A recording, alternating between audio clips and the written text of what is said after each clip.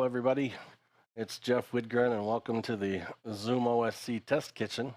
We meet here each Thursday at 3 p.m. Eastern, and always good to come together, listen to sometimes some fresh announcements from Andy and team regarding ZoomOSC, ZoomISO, and then like today, get some demos of some features and new features and maybe features that we know we want to use but haven't been able to figure it out yet. And so we can demo those as well and help push you forward to the next step as well. So tomorrow's an exciting day as far as the test kitchens are concerned. It's the Fridays are the Zoom test kitchen versus the ZoomOSC. And tomorrow we're hosting Joey Meehan from Zoom, and he's the Zoom Events Platform Manager and Product Specialist. He has agreed to come in and give our audience a solid overview of the platform and what it is today. And it's always probably partially filtered on what it might become tomorrow, but he'll share with us what he's able to share with us as well. But he'll get us started, he'll get us familiar with that platform, and we're really, really pleased to have him and, and the support of Zoom to allow him to come in and share that with us. So I welcome Andy Carluccio, who's here from Liminal, always supporting us here in the ZoomOSC Test Kitchen. Andy, how are you? Doing well. Good to see everybody again. I'm back in my office. I was out last week. Was able to drop by kind of for part of it as I was coming through town, but I'm back. I'm ready. I've got some updates to share. I'm excited for your conversation tomorrow. I think it'd be great to get a deep dive into Zoom events, and what better place than the test kitchen to be able to do that. So I'm glad to be with you all today. Appreciate that. Tough to disconnect when you're out. Supposed to be relaxing, huh? Impossible. I answered 4 to 6 hours of support questions per day while I was out there. So.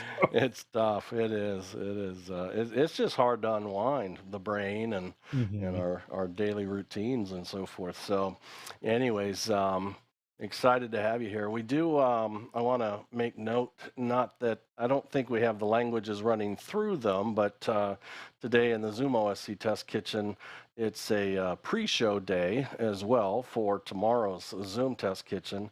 Robert and Max are with us from Poland. They're in the meeting, plus they've got the interpreter machines, the streaming engines, and so forth.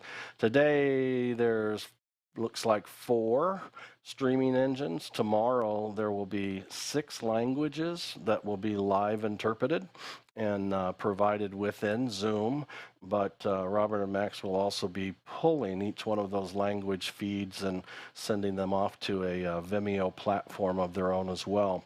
So we're anticipating a pretty sizable audience, pretty sizable European audience at that. I was telling Robert today, I think in the U.S. we live in a bit of a bubble when it comes to multi-language and having to support that, all too often. And where I might do English and Spanish for an event, Robert is often doing, I don't even know how many, 7, 8, 10, 15, lots of different languages for larger events to cater to the audiences. And so anyways, glad to have you on board, Robert. Thanks so much for doing that. And if there's anything, keep in mind, this is a community. If there's anything we, even as the audience, can help you with during, this readiness stage today for tomorrow, certainly feel free to chime in and ask us to help away. But for those that are in the Zoom meeting, there is the interpretation button down there. And we actually haven't, well, it looks like we don't have them running right now, but I'll chat with Robert and see if we want to light those up or not. But needless to say, it's a good day in the kitchen. So Andy, I know you had let me know that you are at a point, not at release, but beyond the early stage in the sense that it's good enough to demo, and that is the anticipated ISO audio out of ZoomISO. And for anybody who's maybe dogged on the Mux. Well, first it was no audio, right? Then it's Mux audio, and that was I'm guessing 3 weeks ago. It wasn't all that long. It doesn't seem like it was all that long ago, and you've already accomplished the isolated audio as well, which I don't know for sure. I don't want to speak out of place whether it's going to drop in the next release 4.0.5 or not, but you can give us a heads up on that, on timing, possible timing anyways. But I'm going to hand it over to you, Andy, and kind of introduce us to that. I am at some point expecting, oh, he's here, Greg Gibson, and he'll share with us, all of us, the way he's been using ZoomOSC, ZoomISO, Stream Deck, Companion, and vMix. That's kind of his kitchen, if you will, of goods. And that's a bit of a change for him as well. I won't give too much away, but he's been pulling NDI out of Zoom rooms in the cloud. And so it'll be a really neat comparison and so forth. So take it away, Andy. Absolutely. And thank you again for the opportunity to talk about this stuff. So what I have today are a couple of different things to walk through. I'm going to show you the new user interface for ZoomISO. I'm going to show you isolated audio, and we're going to talk a little bit about the release roadmap here. So I'll probably start with the last one first, and then I'll walk you through some of the things there. So we're about a day away from releasing the next ZoomISO update. This is going to be build 2016 and 2017 for those of you who have been in the beta program. And those builds are notable for a couple of reasons. They have a tick box that labels clean outputs, so you can take the username flag off the output. And they also come in both an NDI4 and an NDI5 flavor. Build 2016 is NDI4, build 2017 is NDI5. So those are going to be available for download, hopefully by tomorrow or the day after. And we'll put out an email update to let everybody know to go grab it. And there's a bunch of backend engine fixes as well, things where you have multiple displays with different resolutions. It takes care of that. It does a whole bunch of quality of life things, fixes some bugs in the participant panel, and takes in a bunch of feedback from users as well. So 2016 and 2017 are coming out this weekend. Now, those don't have the isolated audio yet, or the muxed audio in that release, but we're not far away. We've already demoed the muxed audio capability. We're just waiting for the multi-channel audio driver license that we have to clear through, just as the lawyers have to do their thing. And once they sign off on that, then you'll get builds 2021 and 2023, which are going to be the muxed audio versions of that. Following that, you're going to get a huge update to ZoomISO, and that is going to be with a concept of this user interface that I'm showing you here. So let's walk through a couple of the changes that are going to come in this next big round of updates to ZoomISO. So if you take a look at this UI, you'll notice a couple of changes. We've taken a bunch of the settings that were at the bottom and rolled them up to the top. But the astute among you have probably noticed a couple of different things here. So you'll see deck link outputs coming native to ZoomISO, so you won't have to go out to Black Siphon anymore if you're looking to get to SDI. It'll detect that you have a Blackmagic deck link device connected. You'll be able to select the output from a drop-down list and deal with it all inside of our app. You'll notice as well that there's an audio mode selection. Audio mode selection means that you're going to be able to choose per output whether you want no audio, muxed audio, or ISO audio coming from each output. And you can set these individually. This is one of the things that we're really excited about, is it's not some global setting for the entire application. So, and this we created specifically because of Greg Gibson, who's here today. So this is the Greg feature. So this will be so that you can set up an output that you can put into your cans, so you can monitor the entire status of the meeting as a whole, but you can still get isolated audio stems to bring into vMix to be able to work with separately. So you'll be able to choose that on a per output basis, use your own discretion. We won't make that choice for you. And then there's a tick box on the far right for recording. So we're going to let you record all your outputs natively from within the app. They're going to record as uncompressed video at 6 megabit per second. So you will have to, if you're going to bring them into an editor or something like that, you're going to have to transcode them. The reason for that is you don't want to transcode something that has multiple audio stems at the same time. So, that would overwhelm your system pretty quickly. So we're going to record uncompressed down from Zoom, and you'll be able to get all of those files individually as well.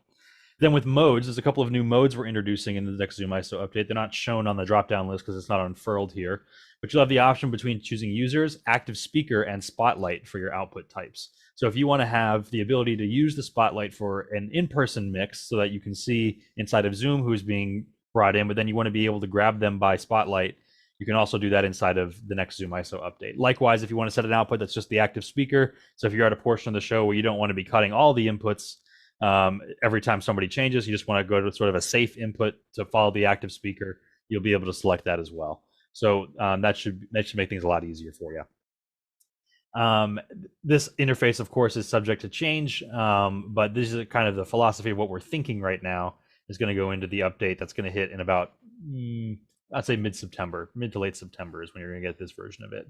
So again, this weekend you'll get the build with the clean outputs and the NDI5. Then you'll get an update that will have muxed audio in it, and then you'll have this update that'll come out a little bit later after that. So that's what we're looking at in terms of the roadmap. But in today's build, I have a first draft of isolated audio. So I'm going to go ahead and show that to you now. So I'm going to roll my camera over to vMix so you can see what I see. So let me go over here, and now you should see my vMix output, and you're sort of getting probably this nested loop. So I'll make it a little more palatable. I'll put Jeff up there on one of the outputs. Now, you'll see that there's audio presence right now. If you look at the preview, the blue, you can see that a voice is coming through there. That's going to be my voice right now because my video feed is a copy of vMix. So you're seeing me there. Jeff, if you could take over speaking for a second, we'll see you on your output.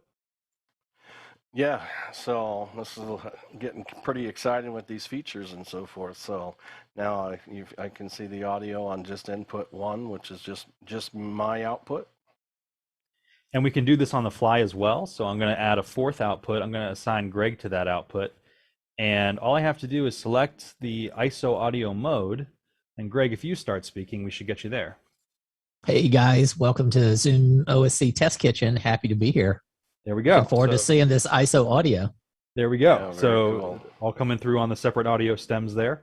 So again, it's Zoom still, so you're going to follow the same rules about how many simultaneous presences you can have on these channels. So it'll be one at a time, or a maximum of 3 total, because that's how the Zoom client delivers audio to an endpoint. But this will split them up for you, so you'll have the right person on the right channel as it's going through. Now, there's a couple of caveats that we're still working through. We're experimenting with giving you the option to be able to set the attack and decay of each of these presences separately.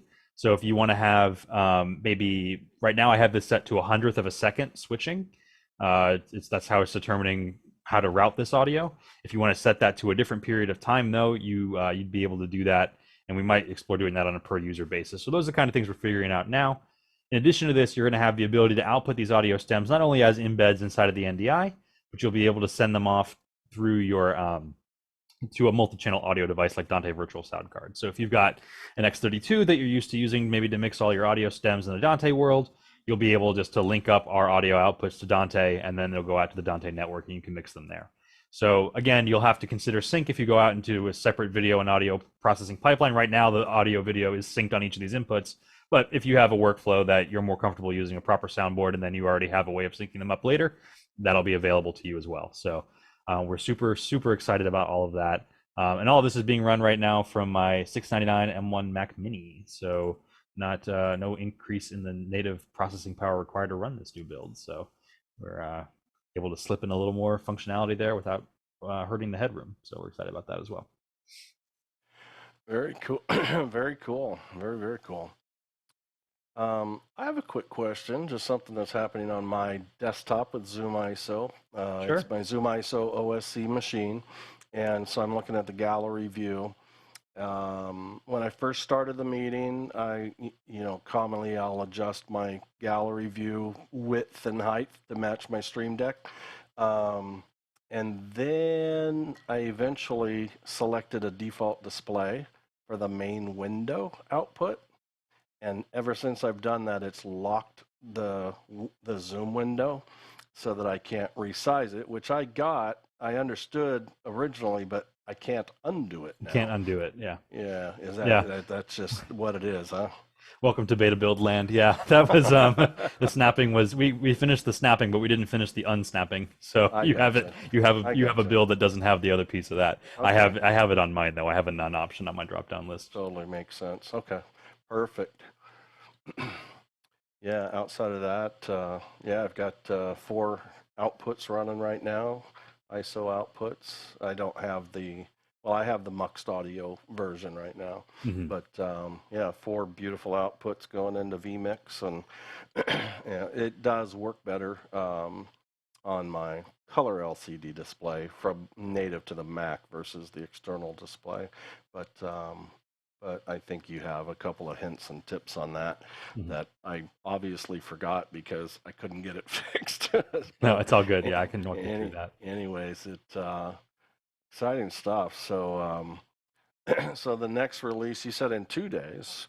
Yes. So the first, so 2016 and 2017 are the NDI4 and the NDI5 versions without audio, but with clean outputs and with obviously that new NDI version. So better encoding, a new processing engine, all that stuff from the release copy. And a lot of people are on those as well, so they've been pretty well tested for about a month now. You had indicated those will be 2 separate downloads. That's based right. on my decision. I want version 4 or I want version 5 of NDI. Can you just do a quick review? Hey, if you download NDI 5, this is what you have to be prepared for, kind of in your environment. Absolutely. So obviously, we're all really excited about NDI 5 and all of the amazing new features that it brings, from migrating from TCP to RUDP to promises of being able to transport over WAN one day to a new audio workflow inside of it. There's a lot of great benefits to NDI 5. Now, it is brand new. And with anything that's brand new, there are some growing pains. Now, depending on who you ask, whether it's bugs in NDI or whether it's bugs in the third parties who are responsible for implementing the protocol in their apps, that's kind of to be determined.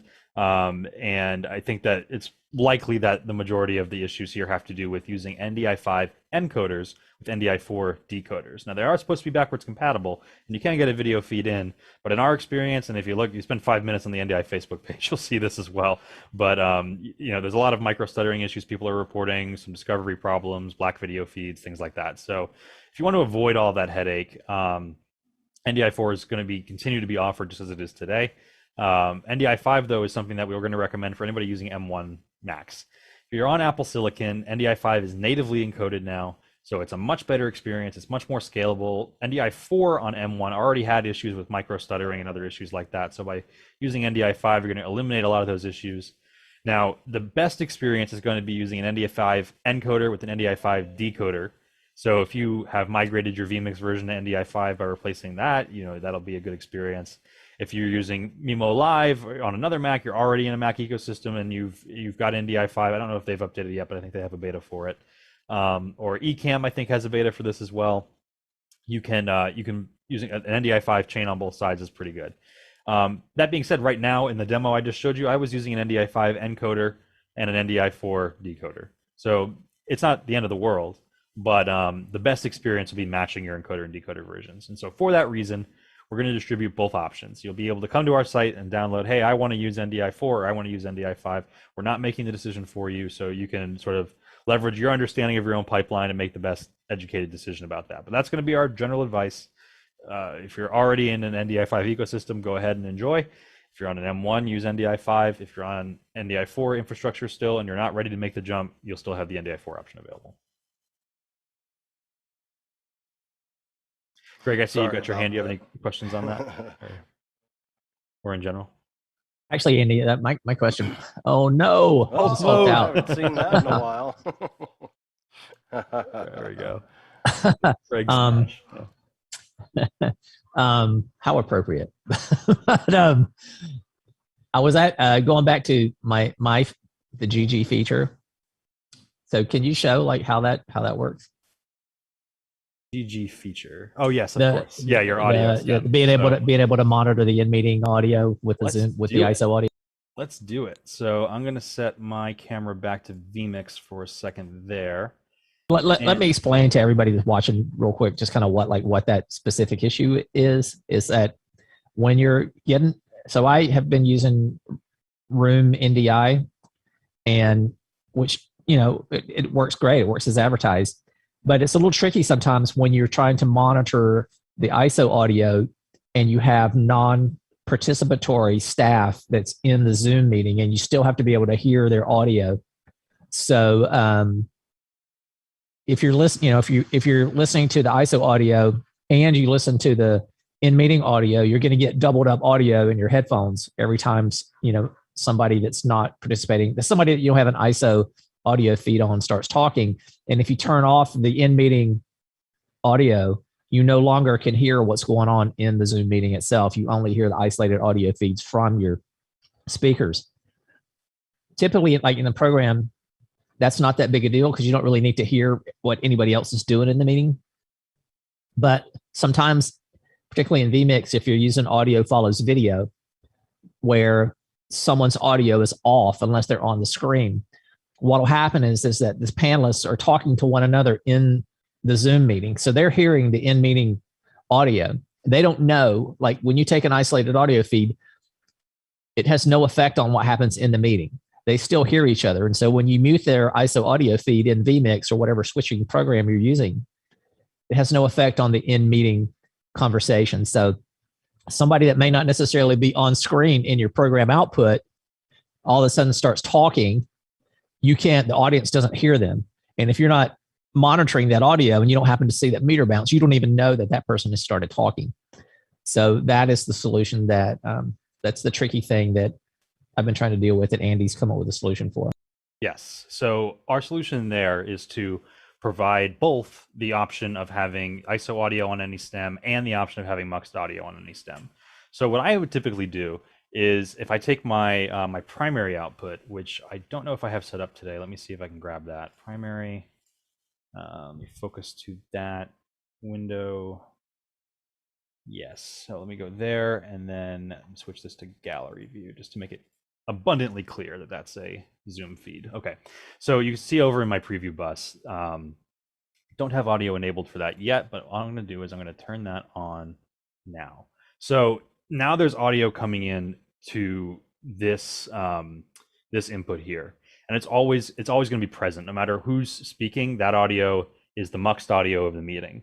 So all you have to do if you want to listen to that is just in vMix, you go ahead and just say, I could spend the time going through it, but you can set this to a headphone output, right? And then you can set a dial up to be able to monitor that or not monitor that. You can listen to master, you can listen to this input stem, and they're all going to be synced up. So it shouldn't be a disruptive experience. So if you're at a moment where, if I were you, Greg, what I would do is I would leave the master audio stem on. It's in sync with everything. So you'll always hear those incidentals coming through and you'll know what's going on in the show. And then if you're trying to diagnose somebody's specific audio, you can just flip the dial over, and it's, you can do this with the headphone icon over here on the master stem, and you can roll over to the ISO audio just to listen to their feed for a moment, tune them in, get their settings dialed right for whatever effects you're doing or balancing that you're doing, which will always be able to hear the in meeting as just hey, here's the muxed stem coming down this gallery output, which is just available for reference. You can always kind of look at that and say, hey, what's going on here? And you'll just turn on that and you'll be able to see what's going on.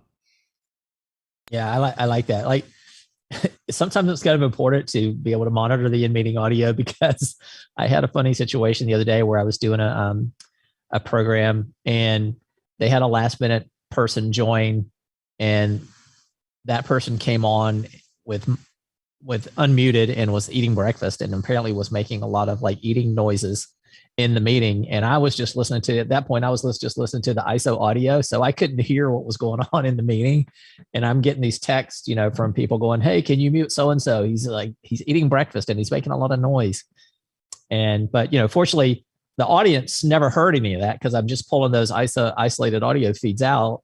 But apparently it was disruptive in the meeting itself. It's a issue that is like sort of an eternal problem, especially for like one person productions, where it's like, do I listen to program or do I listen to the sources, right? Or some operator version of the sources. When I was first starting out, I was always like adamant, I have to listen, I have to hear what the audience is hearing at all times. With Zoom production though, and the way that the audio pipeline is built out, I'm more comfortable listening to the in-meeting audio after I've already tuned each of the guests inside it, like set their levels, because I, especially with ZoomISO, I know that the same app is generating the output. So those feeds are all going to be alive at the same time. And I can reconcile that with the meters, but I know that the same app is generating this audio stem as the other stems that are there that I'm bringing in. So it's, in that sense, it's sort of equivalent to monitoring. But you can set up rules too, where if you wanted to, you could sort of, you could bring in the in-meeting audio at a low level, so it's present, you can hear it, but it's not programmed, and then you could bring in your guests at max. So now they're very present. They might double a little bit in your ears, but it's the same stem, so it's just going to appear louder. So and then have sort of quieter, or even left, right, if you're not mixing stereo, you could have the in-meeting presence here so that you could hear in one can if somebody who's not in program is speaking, and then when they're both speaking, it'll be like kind of stereo. So you could try that too. One kind of workaround that I've been using for that, not necessarily in program, but in green room, or pre-show, once I get my audio level set on my ISO audio feeds, I just stop listening to the ISO audio and I just listen to the in-meeting audio. And then once the program starts, I go back to the ISO audio so that I'm hearing what the program output is. Right. And I think that the idea of doubling only works if you have the same generator for the audio, because if you have one Zoom client, they're receiving the contributors at slightly different times, and so their space between their speaking is going to be a different relationship between the speakers on one Zoom, even on the same network, than another Zoom instance, which can be very problematic when you're trying to sync things up. So, and the most maddening thing I'm sure for any operator is hearing double out of phase. That's just horrible, to try to figure out. It's unintelligible at that point. So the benefit of having a single Zoom client encoding all of this is that it's one master system. And it's also, the other thing that we haven't discussed is the scale of this. How far can you push these audio stems? There's no limit in ZoomISO for how many you can output. You can create audio only stems.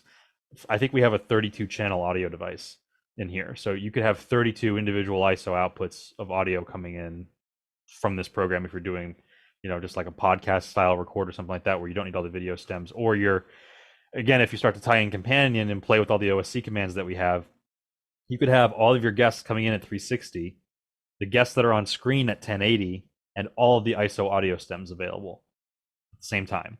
So then you could say, okay, I'm moving this new batch in with Companion. It's a double button that's telling vMix to do something, but telling ZoomISO to switch who's got the 1080 sources. And you can do all that on the fly while having all the individual audio stems present.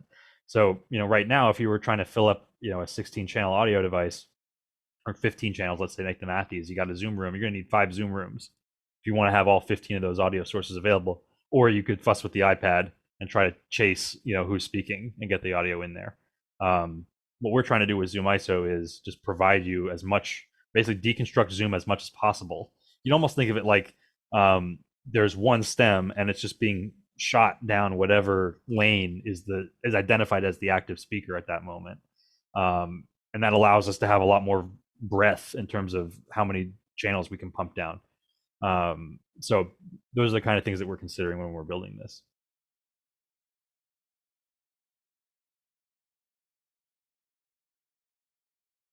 Greg, all right, well, let's go. Let's stick. Andy, is there anything else in the demo category that you wanted to bring to this group before I talk to Greg?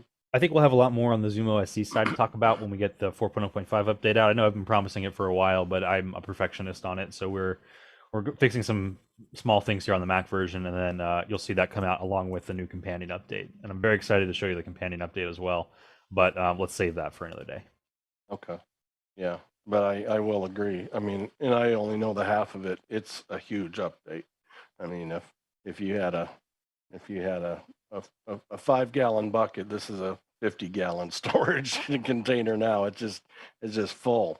From what Companion is full with presets and so forth. It's unbelievable. So good stuff. Super exciting. And you just keep making it simpler too. I mean, doesn't seem like it was that long ago. You leapt into office hours, guiding us into, your ZoomOSC, and you're basically teaching everybody how to write text. Text slash, and we're writing and executing commands and running into syntax errors, if nothing else. And now it's like drag and drop, for the most part, and it's unreal. So yeah, our goal is for people not to have to think about our API, unless they're developers at this point. Yeah. So that's good stuff. Well, very good. Greg, I know we were chatting a couple of days ago. Leland has a question, Jeff. Go ahead. Just busy. I don't have to. I just had to tell Andy. I've been kind of hiding back there, not doing a whole lot lately, but my M1 comes Friday. So I'll be talking to you very shortly. I have Very the good. Stream Deck set up. I've got everything else ready to go. I just had to wait for some hardware to show up before I really got involved. So definitely be talking to you on both of these very soon. Yeah, or next definitely. week. That's great. That's awesome. That's cool. You know, Yeah, my it's bank not account like has been dedicated. My bank account has been dedicated to Andy Carluccio this week. Yeah, there you go. Not like it's naturally hard Hopefully enough both to on keep up accounts with an receiving and accounts outbound at the same time. Andy. Good stuff. Andy said Apple should be paying him a commission, but they are paying him a commission because I'm buying these machines, and then I got to buy a license for them. So you're getting a commission, brother. Oh, there we go. I'm expecting Good that stuff. discount email after I leave here, right? That's where it goes. Right. All right. Well, good to see Leland getting on board as well, and start adopting. Did you intend to say ZoomOSC and ISO, or primarily ISO, or Probably which way you heading? primarily ISO, just because our setup that we do over at a license to RAN is really a 3 or 4 up at most, and I wanted to test drive that before we did anything in an event production, because obviously, like Andy said, and I love the fact that you pointed that out specifically, all this stuff's still a little bit beta, and to just throw it out there in production with the hopes that it'll work and do what you want it to do that first time through isn't really a good way to take it. So we are going to take it one step at a time, make sure it's going to hold up under pressure. That's all. But great job, Andy. We appreciate everything you're doing here. Fantastic. Absolutely. Yeah, no doubt.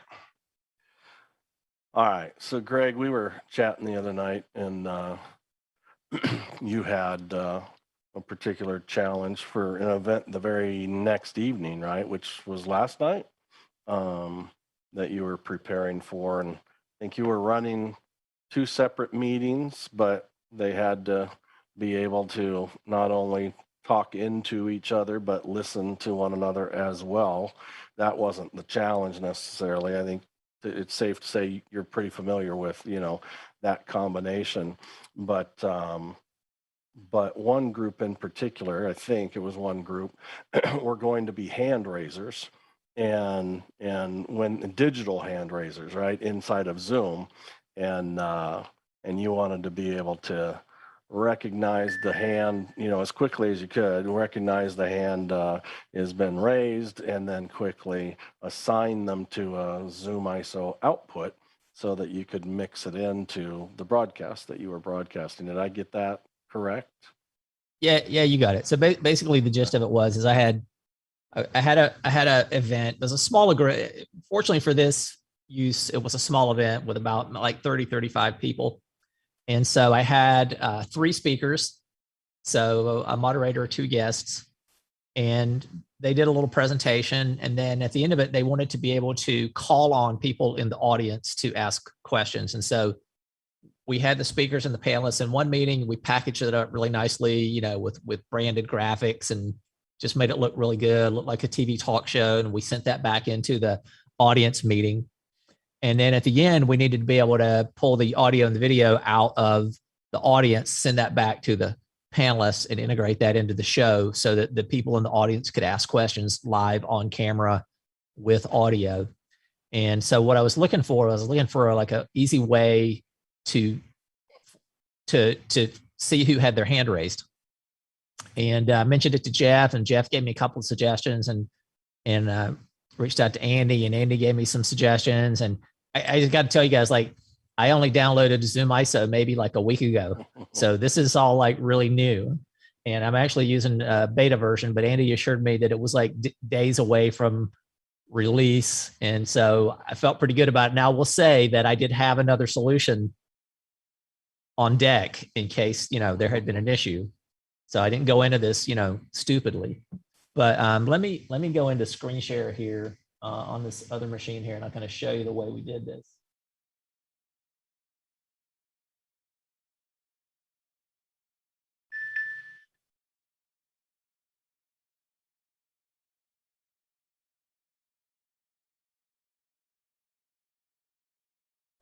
So what we did is I used Andy has a great video on using vMix and selection. What is it? It's list view. I can't remember. Andy, it's list view and routing is.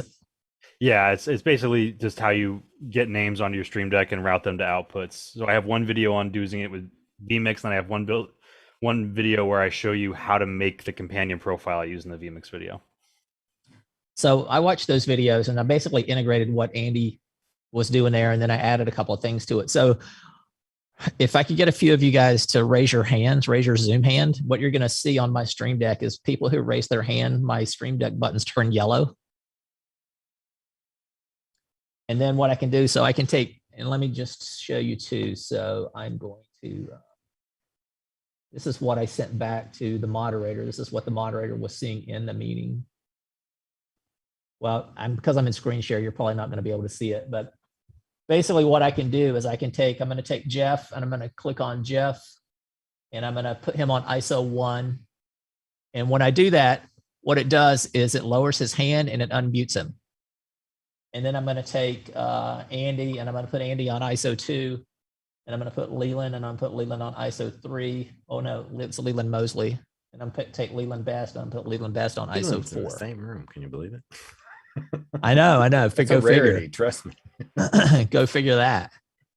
So it's pretty cool. So anybody that raised their hand, you know, I could identify them quickly. I could assign them to an ISO, and I could put them in a I could put them in some kind of a, hang on a second. ISO 3 box assigned here. Who's got camera on?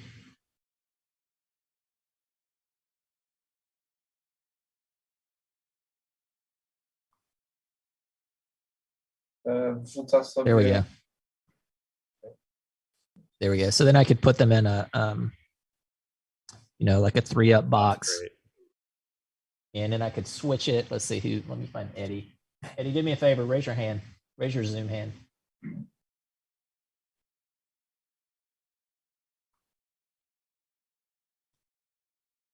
So I could switch them up with the speakers just, you know, just on the fly like that. And the nice thing is that when they came in, they were already unmuted. So we weren't like fighting the whole mute thing. And the other thing, so I'm going to drop the screen share real quick. And if you guys want to pin where you see my name, Greg Gibson, or Jeff, you want to spotlight that, or actually I'm a co-host, so I'll spotlight it. This is the return feed that I sent back to the moderator. So if you guys go ahead and raise your Zoom hand one more time. So everybody that's got their Zoom hand comes up to the top of the list. So the moderator had the participant list in his return feed. So he could say, okay, we got a question from Andy Carluccio. And I just go here and I put Andy to here, and now we're good to go. I'm unmuted, and then here I am. So and they're ready to talk. Hands off experience. That's great. Yeah. Very cool. And again, guys, like I said, I downloaded this. I started with ZoomISO less than a week ago. I built this in about in about 3 hours, and it's pretty powerful. I'm highly impressed. So a few modifications I probably would want to make to my Stream Deck setup is I'd like to know who has camera on. So I probably want to set some feedback, and that is a possibility. So that exists. So I should be able to have my buttons tell me who has camera on, who has camera off. And then one thing that I would like to be able to do too is maybe have the list reorganize itself so that so this was manageable because I was only doing it on 2 Stream Decks. I mean, I'm sorry, because I only had like 30, 35 people, right? So I have 2 big Stream Decks, so I could put up both screens. And so I could see all the audience members on my Stream Deck. Now, if you're in a large meeting with a couple hundred people, it becomes a little more problematic. So like a solution that I would like to have is to be able to reorganize the buttons on the Stream Deck so that people with their hands raised go to the top. So they become the first people that I see on the Stream Deck. Or Andy mentioned there's possibility of like an Isadora solution that we would have to develop, but those are some options that I'm looking at. If you had your OSC machine in gallery view and your Stream Deck buttons were based on gallery position, those would redraw automatically based on hands appearing, right? That's exactly right. Okay, cool. So the feature is actually very easy to implement, which is the good news, Greg, because it follows the order of your gallery view, and raising hand reorders your gallery view. So to get your names to sort to the top left corner as hands get raised, instead of using list index, which I used in the YouTube video, you would want to use gallery index or gallery position. If you use gallery position, what's cool about that is that if you set your Zoom window size to the same dimensions as your Stream Deck, or the number of Stream Deck buttons that you've allocated for users, let's say, you can make it such that it's a perfect mirror because it's an XY coordinate map. So you can make it so that as people, even on later pages that aren't even considered in your Stream Deck buttons, as they raise their hand, they come to the first page. Now it's going to do exactly what you said. It's going to have yellow buttons across the top with the names of those people there. I like that. I think that's what I'm going to do.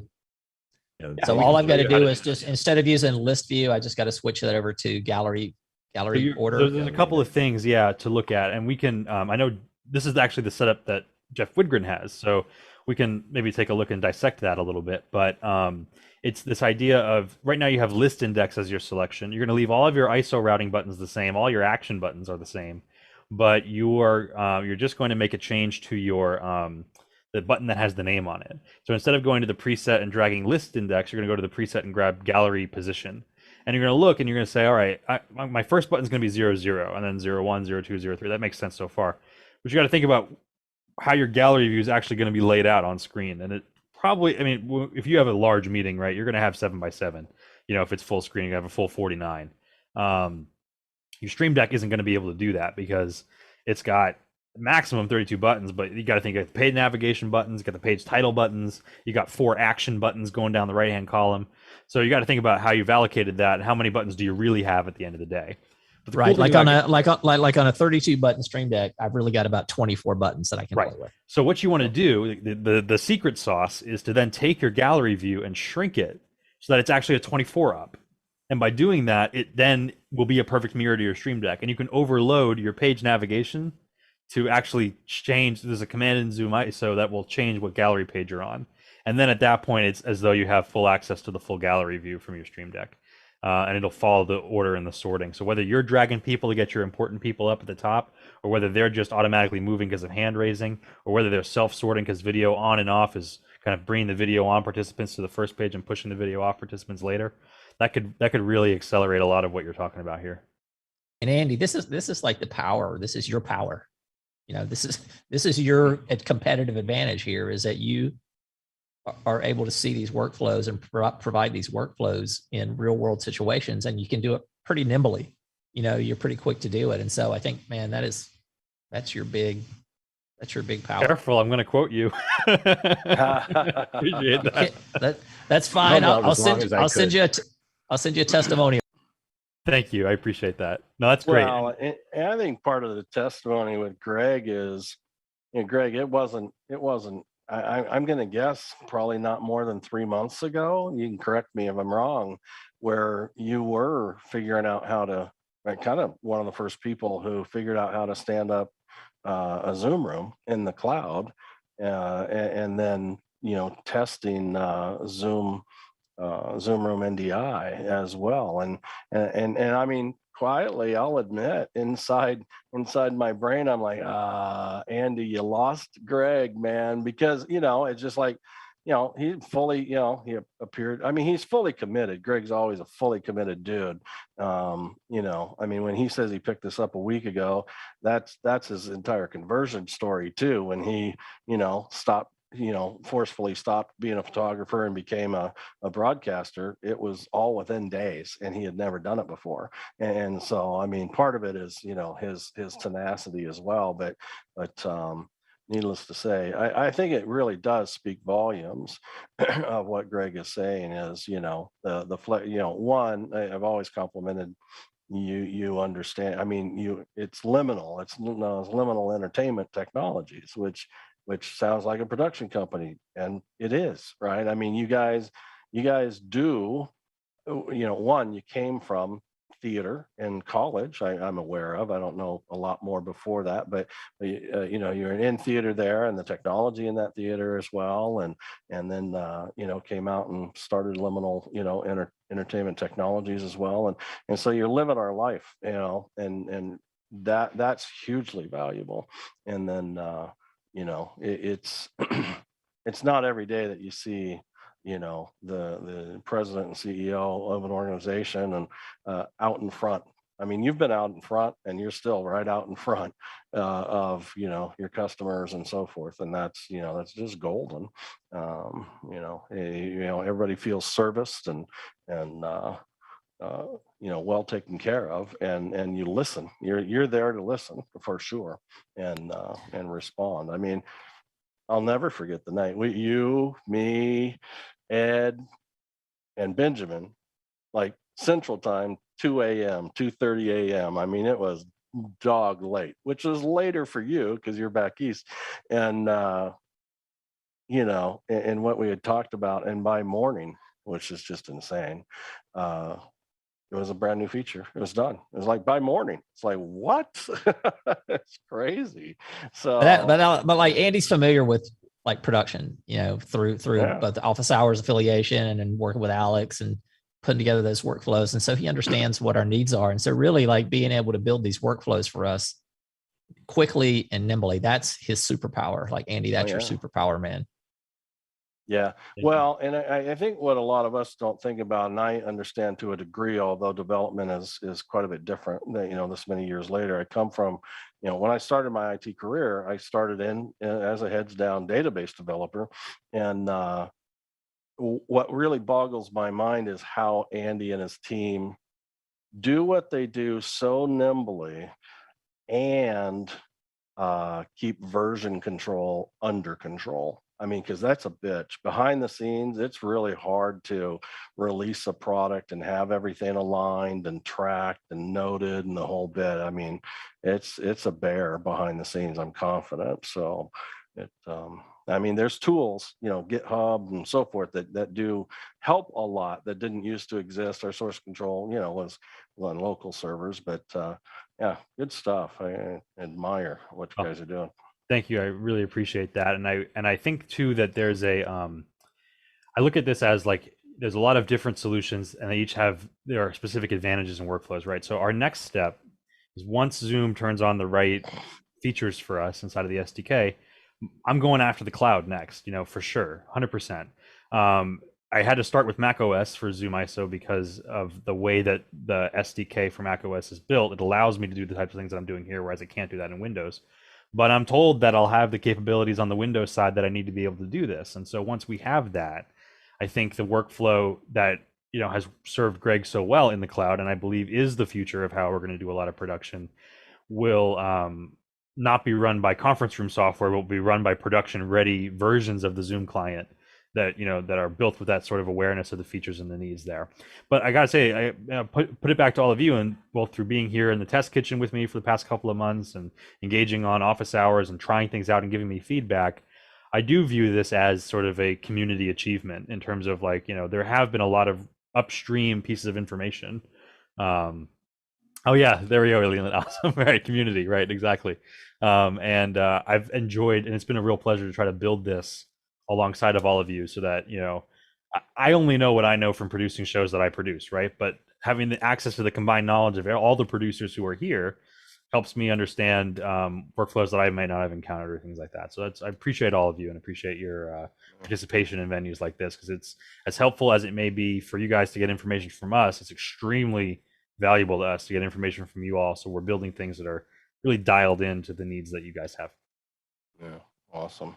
Leland, yeah. So if we were to, are there, Leland, you have your hand up. Is that a real digital hand with a question? No, I was raised for Jeff's little demo there too. Okay. Or I mean, Greg's little demo there. Okay. No, I just wanted to add in one little thing there, because as someone who's been doing this for years, it's just, I think what we realized in this catastrophe we call COVID is that two separate entities who've done production, whether boots on the ground or virtual, or as we call digital first now, I think is the key term here. It had to clash. It had to come together in order to take all the stuff that we're doing to the next level, because a lot of us who started in streaming on platforms and OBS and vMix when it was still infantile, I think I started on version 14 or 15, somewhere in there in vMix.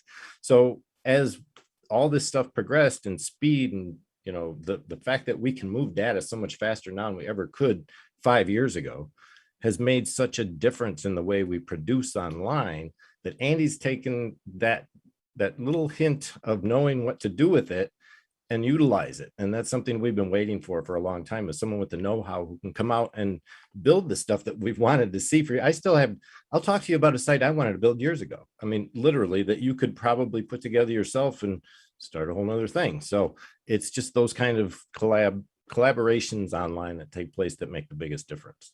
It really is. Yeah, without a question. We're pretty well taken care of. If we Hey Jeff, there's one more hand up. Sorry. Yeah. Oh, is there? Yeah. I'm not seeing it. Who was it? It's Robert and Max. Oh, Robert. Could have set up your stream deck, Jeff. Could have seen it. I know, right?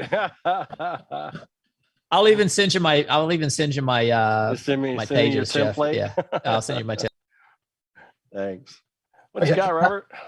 Yeah, I hate to sort of stop this enthusiasm about what Andy's doing, but I do have a genuine question here, because the thought when we've been playing with OSC that has come to our mind, but we've never actually figured out how to do this, is could we have two stream decks running, one which would have controls and the other one would have what our layout of people, attendance, etc.? Absolutely, yes. So the way you would do this is you would set up you do it through pagination. So you can only have one like Stream Deck booklet pushed to all your Stream Decks at once, but each of them have independent page navigation, which is what's powerful about that. So what you could do is you could set up one page that was just all controls. And what you would do is you would base those controls on selection index, but that's gallery index, list index, whatever index you want. You set those all up, so it just depends on who is selected. But then you move all your participants to the other Stream Deck and you maximize the spaces you have there. So now your right hand is going through and picking people, and your left hand is going through and picking actions based on them. So you absolutely could do that if you had that kind of real estate. Well, and with that, you could turn the paging off, right? So you could get all 32 buttons, because you don't have to page, just have it match the maximum size of the Stream Deck to your gallery view. And as you page your gallery, then, you know, because two of those buttons on the control page Stream Deck could be advancing the gallery forward and back. And as you do that, all 32 buttons would refresh each time you did that, right? Is that right? That's what's cool about the page feature, is that because it's gallery index, it's always following what's on that screen. So if that screen is paging, but the Stream Deck isn't paging, the buttons still update as though you were going to a new page. So you just have to get the Stream Deck to that gallery index page and then page with the other button, like Jeff was saying, then change the gallery page itself, which will update your buttons. Yeah, that's cool. It's so brilliant. That is so cool. Thank you. No, absolutely. Yep. I got another question. Somebody else had a hand raised. Go ahead. Have you considered, or can we apply the ZoomISO to like touch OSC in any way, shape, or form? Yes, absolutely. Could we build 100 button grid on a touch screen monitor so that we could just go crazy? And the secret is they have actually. There's a group over in Europe that is doing this with Spike Rogers runs it, who's in office hours. But basically, it's a system where they have the ZoomOSC or the ZoomISO gallery up, and then they have a what's the name of that app? I think it's Pilot. Pilot, I think. No, it was I don't remember, but they did it in OSC Pilot, which I know you had looked at one point. And Pilot allows you to have semi-transparent button overlays. So what they did is they mapped out their gallery view so that the buttons were transparent over it, and they put a touch panel on it. So the operator taps the person they want to look at, and it sends them down an SDI output into vMix. So you absolutely can. Yeah, they shouted me out in Discord for the first time I did the 25 grid up on Touch OSC. They were like, we're going to take that somewhere. And this might not have been them, it was somebody else that took it to another level. And we were like, wow, I didn't even think about the possibilities of what could have actually been done with that first idea. So Yeah, no, and absolutely. So you're totally right. And we built, and that's what we were very intentional about this. We made ZoomISO on top of ZoomOSC. So the whole processing engine of participants by index or by name or by, all these different properties exists, with the output ISO command being the new command that allows you to do the routing. And then we allowed you to unlock the rest of ZoomISO with a ZoomOSC product key. So you put both keys in there, and now you have ZoomOSC's processing engine with all the commands that it has, plus ZoomISO's special commands. And in the next update, we've added an OSC command for every single user interface option. So you can go through and set how many outputs do you want, what resolution do you want them at, so on and so forth. You can set all of those remotely now. So you should be able to completely remotely set up your pipeline. I'll give you another example of that for the Office Hours 2.0 system. There's 5 M1 Mac Minis with 4 outputs apiece going into the whole SDI infrastructure that they have.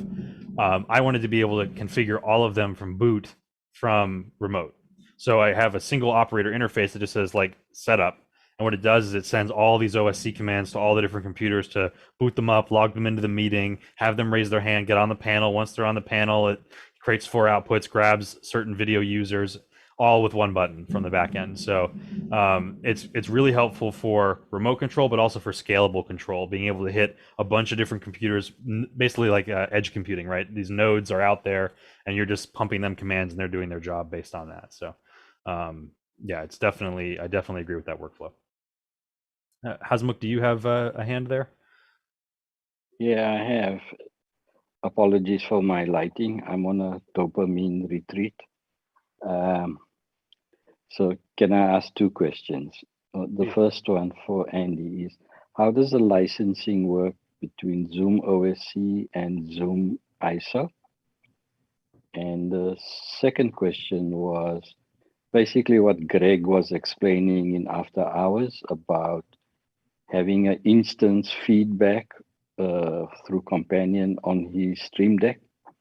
And he was showing us when people raised their hands and then he could push them into a particular ISO. My question was that if you have an instance feedback button, can you stack a bunch of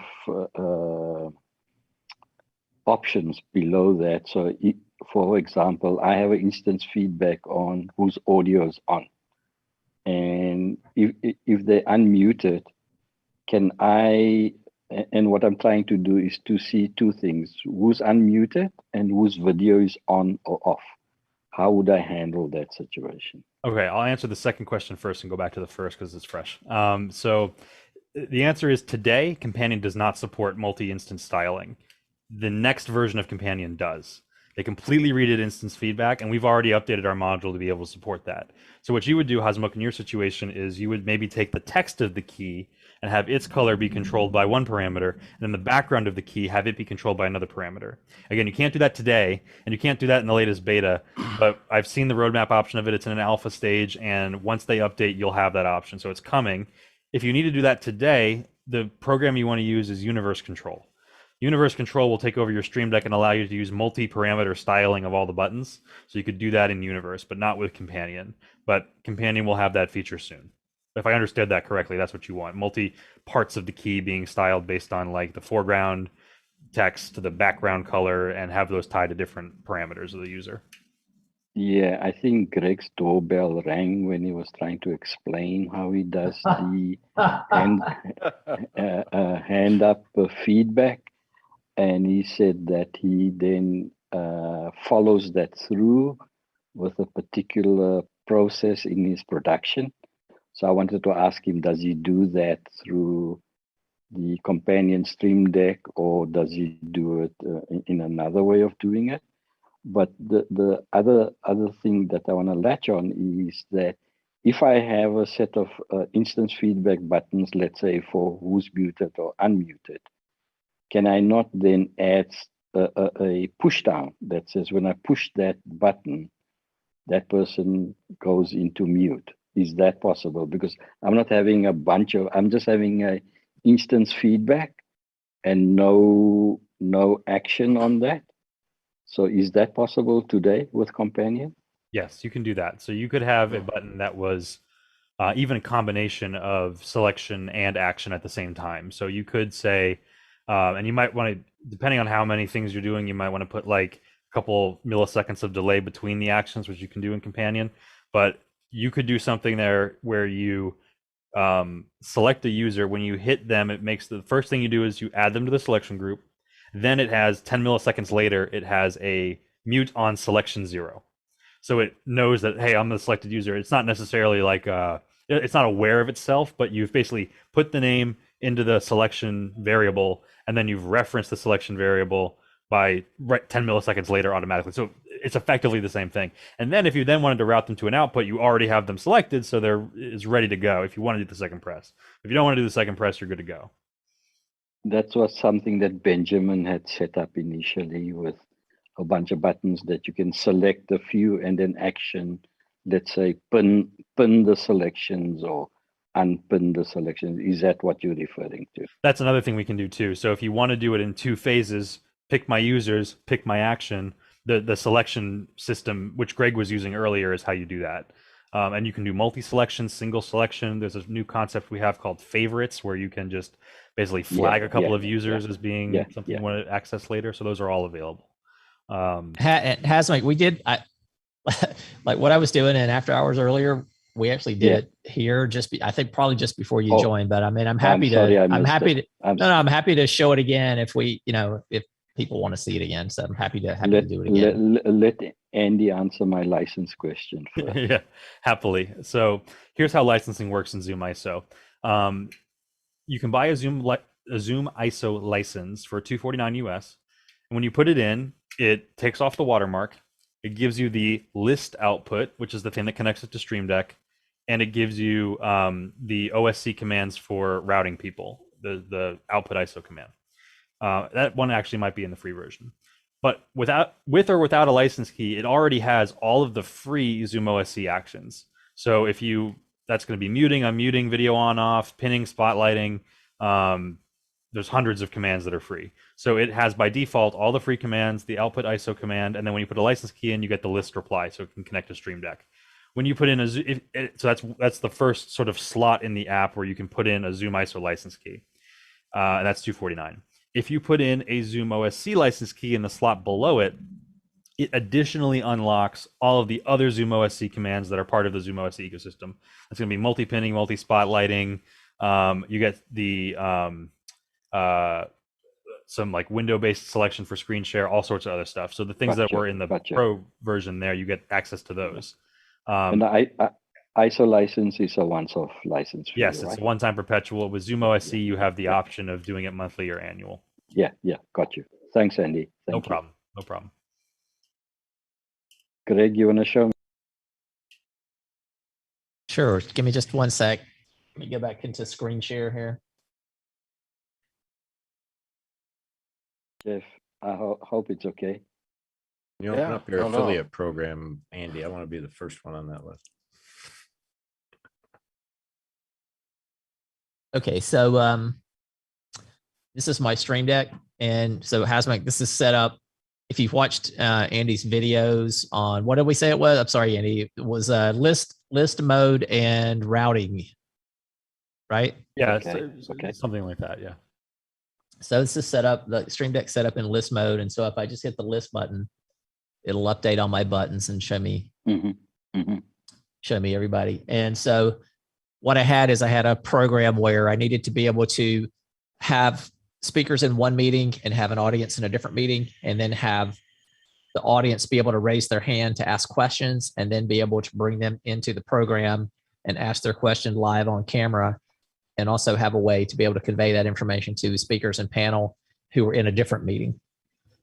And so I needed a way just to be able to move people really quickly who had their hand raised. So if a few people will just raise their hand, if you watch on my screen share, you're going to see their buttons turn yellow. So this is using that button feedback. So whenever somebody raises their hand, my Stream Deck buttons turn yellow, and then I can just, I'm going to change my, well, you're not going to see it. I'll show it to you in a minute, but so I can just punch Leland Best, for example. I can assign him to ISO 1. I can take Robert and Max. I can assign. Sorry, I just unmuted them too, by the way. So what happens is when I assign them to an output, it unmutes them and it lowers their hand. Now, where are you doing that follow-up based on them raising their hand? I'm not on sure. The same button. On the same button. So, like Andy's button is yellow. Do you hit that button to put them into the ISO? Right. So when I hit Andy's button, what that does is that selects him. It's kind of like a variable. So it stores Andy's information, and then I assign him to ISO 1. Okay. And when I hit the ISO 1 button, it has a bunch of stacked commands in it. So it lowers his hand and it unmutes him and it deselects him. Yeah. So it's like a select and action, similar to what we discussed just a little earlier. Right. And then I'm going to drop the screen share and I'll show you the other side of it. So now if you go into my screen, pin my screen, that's got the numbers at the top. This is the return feed that I sent back to the speakers. And so what I'm doing here is I have an NDI capture of the participant list. So a few people will raise their hand again. You'll see hands go up in the participant list. So that way the moderator of the program could see who had their hands raised and he could call them out by name. And then when he called them out by name, I assigned them to an output. And so we would use something like, let me see, something like this. Right. Yes. So that's awesome. Yeah. Cool. We're just starting to figure out what we can do with this thing. Leyland. True. More toys to play with. So yeah, it's pretty cool. Yeah, I think often the challenge is that you have all of these options and capabilities. It's the application thereof in your workflow, in your production. It's not often that obvious until you see somebody doing it. And then the kind of light bulb goes on that you can create much more efficiency in your flow. Cool, Greg. I enjoyed that.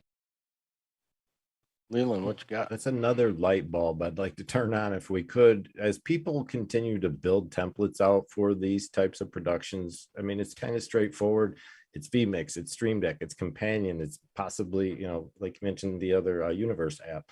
So we should start saving these and putting them in an archive somewhere so that if people are building something identical to what we just did and want to rebrand it, they can come in and say, hey, I know you did a 3-up one time for 15 episodes. Can we use that format? And I haven't seen that yet. So I'd really love to see those templates start to accumulate and be found somewhere where we can all achieve.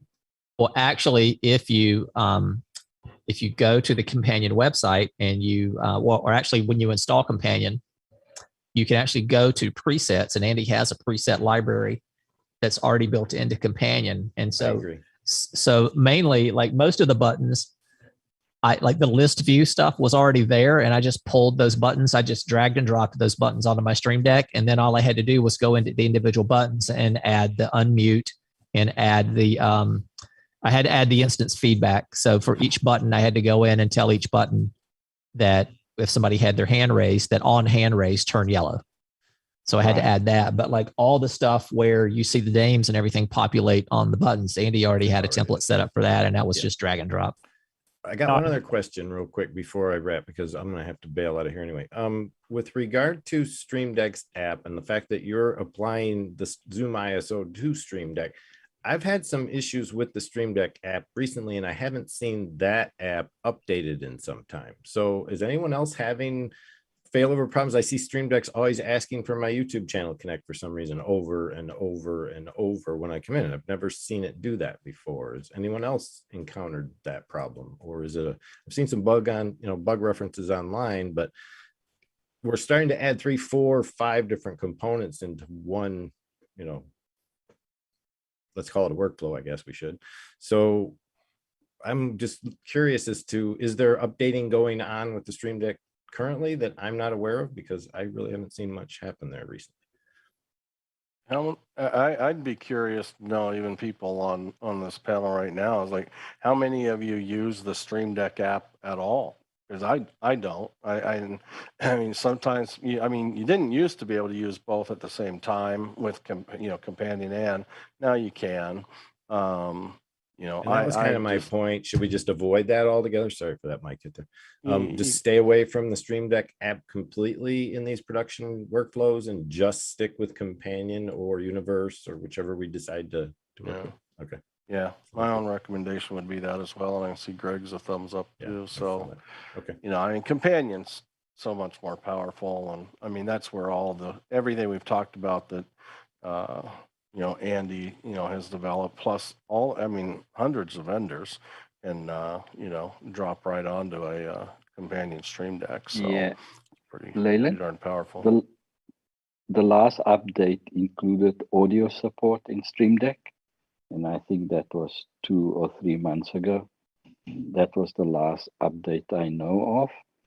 I used the first set of buttons for many launching. I mean, I can do a shortcut key on my Mac, but I just enjoy pressing buttons. So a lot of my URLs I embed into some of the buttons, and also launching Companion itself or ZoomOSC. I put it in a button, and then I have a button that goes to all the Companion pages. So I can jump to a particular page. So if I know I want to go to the page where I'm looking at, as I explained, who's muted and who's unmuted, I have a button at the first page to take me straight to that particular page. So that's how I use it.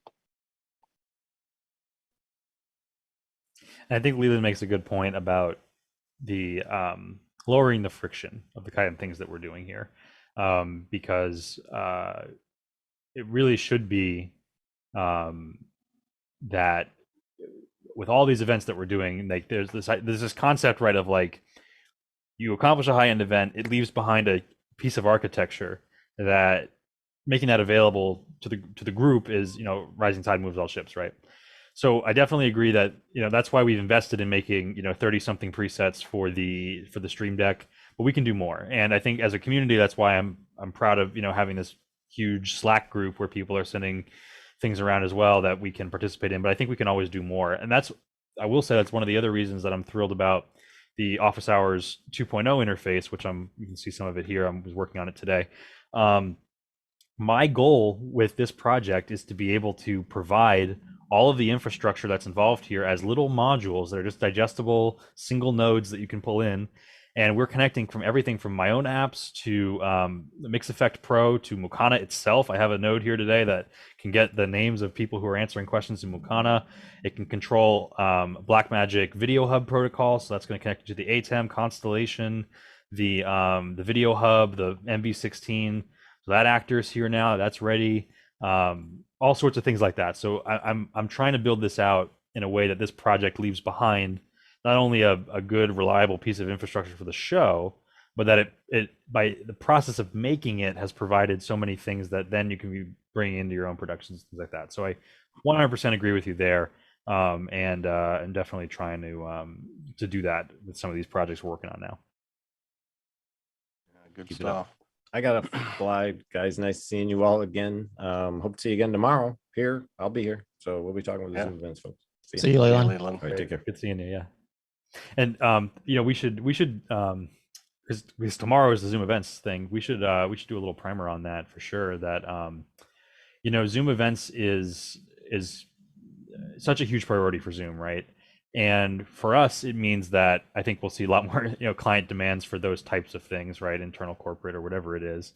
I think on Zoom was more of a niche market and more of a niche focus. So I don't think there was as much of a push to have really robust infrastructure for on Zoom. Now that could change. I still believe that it has a future for performing arts and things like that. It could be really powerful, and understanding these capabilities there will be relevant. But the thing that Zoom Events doesn't have, and you can ask about this tomorrow for sure, is it doesn't offer, like, it all lands you in a Zoom meeting and webinar like we're in today, right? Like you go through you can schedule it well, you can get your people registered, ticketed, all that stuff. It's really great, and it's right there in the Zoom client, super valuable. You start your event, and you're back to the same, suite of controls, whether it's a meeting or a webinar, right? And that's where we think that ZoomOSC and ZoomISO can be really helpful in that pipeline. Is that you get it in the Zoom event, and now you start to actually produce the event tools. And as we start to tighten with what Zoom Events is doing, I think we'll have some really cool synergies there. So yeah, be sure to ask tomorrow. I'd be curious to see what they say about whether they've roadmapped anything for producers inside of a Zoom event, or whether they really recommend that you look to solutions like what Sam's team does, where they'll deploy ZoomOSC and ZoomISO and Zoom Rooms and all that stuff to try to get the shows on the road, or if they're going to try to make that more of a push for producers inside of the Zoom event platform.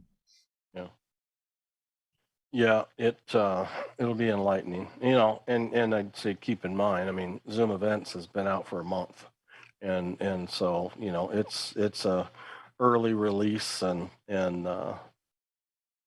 so I think we have to understand that I think they've done a good job for what I've seen so far. They've done a lot and done a good job, but it has a long ways to go, like any product that is really constantly under development. But they're deeply involved in supporting production events, conferences, things like that, for sure. And I don't know, I mean, a lot of money behind that company, a lot of developers, and I don't know who else could do it, better, faster outside of Andy, but it's one of those things. So it should be a good day. It should be a really good day. Just a quick review. It starts tomorrow, Zoom Test Kitchen at 3:00 Eastern. You can come early if you'd like. We're not going to be doing much, but we're going to open up a little bit early because we're going to expecting. I think we've got about 150 registrations so far, and there's always a blast, right? Just to get in the meeting, they'll just come flowing in. So a lot of that's thanks to Robert and Max, who's they're using the platform for I think, Robert, you explained it to me, as an annual event, because what Robert does is translation services throughout the world, and out of those 80 translators and lots and lots of languages and countries and so forth, he brings most, if not all, as many as he can get together. That effort, if there's more to describe there, Robert, feel free to chime in on that, but that's happening during tomorrow's Zoom Test Kitchen. So I thank him for that show, because and I've seen a lot of comments out there, as he and I think your wife posted on LinkedIn as well, and a lot of comments from folks that they're not producers. They may be some of them look like customers and so forth, that their comments definitely indicated interest in understanding this Zoom Events platform. And so we'll have a really broad audience as well. But we'll have the multi-languages in Zoom. We'll have each one of those languages, 6 of them. We'll, all 7 languages, including English, will be streamed. English will be streamed to the Zoom Test Kitchen YouTube channel and Facebook, and then Robert will be streaming each individual language to Vimeo platforms. We'll have a slide, and we'll pump in the chat. I've got 4 or 5 people helping me with tomorrow's program, and I never reach out to anybody, but I just know that I don't want that many hiccups, because it all lands right here at my desk. And anyways, I'm shocked that I'm even still in this meeting, because if you saw my Zoom screen, I took a picture of it. You can't read a single name. There's text over text over text. There's no toolbar anymore. This thing is just lit up. I'm shocked it's still kind of working, but it's hanging by a thread. And if something like that went wrong, it would be a big problem. And so I'm going to have somebody on the waiting room. I'm going to have somebody on chat. I did post, if you're a member of, I assume you are a member of the private Facebook group, Zoom Test Kitchen, there's a questions for Joey post that I put up last night. we're going to discourage questions in the chat. Just use chat for chat. It just, with that many people in a meeting, is, and without Q&A outside of webinar, being available, we've chosen to, post the questions, and we'll put that questions for Joey in tomorrow's chat as well, so that if you want to submit questions.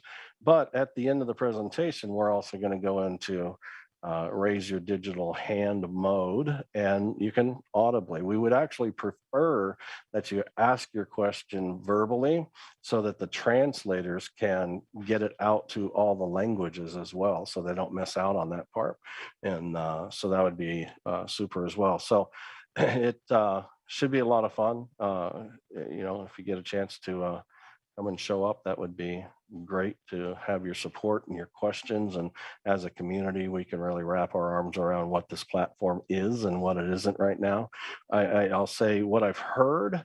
You just, in casual conversation, it's not an NDA conversation, but Trinkets of Times, as it sounds like there's a late September, October type release target, and an end of the year release target as well. So it, which makes sense for Zoomtopia, kind of potentially not before, but two after, because they're going to learn tons. Like right now, Zoom Events does not support concurrent sessions.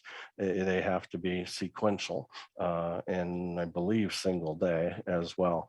But needless to say, lots is coming on that. That's really hot. They even have it in the menu to be able to configure that, but it's disabled at the moment. So it's a really close feature when they've got it that far along. Not that I have to push this, any further on time, but I kind of wanted to, whether we do it just verbally, or Andy, if you want to on the fly, bring up Isadora. I would like to put Greg's solution, whether we just describe it or you do it. I know you could do it pretty doggone fast in Isadora, is put Greg's solution that he used last night and he has described in this meeting on steroids.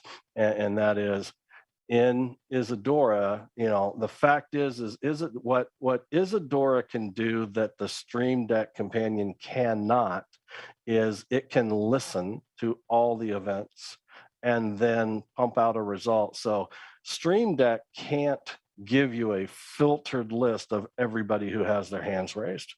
Isadora can easily give you a list that's always potentially changing of each individual who has their hand raised. And so you have a list that is constantly updated and populated with the hands that are raised. You select the person or persons, and then to the right of it, you've got buttons of things you could do.